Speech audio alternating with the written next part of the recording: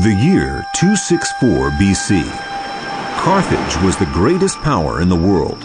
It controlled North Africa, Corsica, Sardinia, and Sicily. Its commercial routes were spread throughout the Mediterranean. 23 years later, the First War against Rome had erased all traces of this splendor. The leader of the Carthaginian army, Hamilcar Barca, was forced to sign a humiliating pact. This entailed the payment of a disproportionate sum and the immediate withdrawal of Carthage from Sicily, Corsica, and Sardinia. Weak, in debt, and lacking resources, Carthage turned its attention towards Hispania, a rich and virgin land, a land to be conquered. After taking Gades, Hamilcar Barca embarked on the conquest of the Iberian Peninsula.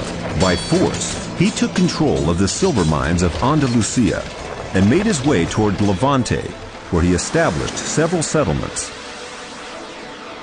When his glory was at its height, he died unexpectedly one cold night in the year 228 BC. He was succeeded by Hasdrubal, who created a new commercial empire that culminated in the founding of New Carthage.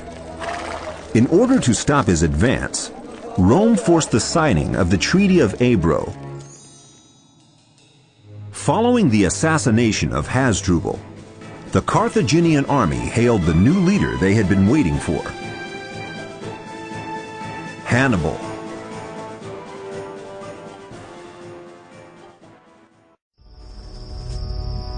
Hannibal had demonstrated that he was a brilliant strategist, a strong leader, and valiant warrior, respected by his troops and feared by his enemies. After conquering Salmantica and Obila, in the spring of 219 BC, he set forth towards Saguntum. Hannibal besieged Saguntum, an action Rome could never accept. The city pleaded for help from Rome, which in turn demanded the retreat of the Carthaginian army. However, Hannibal never retreated.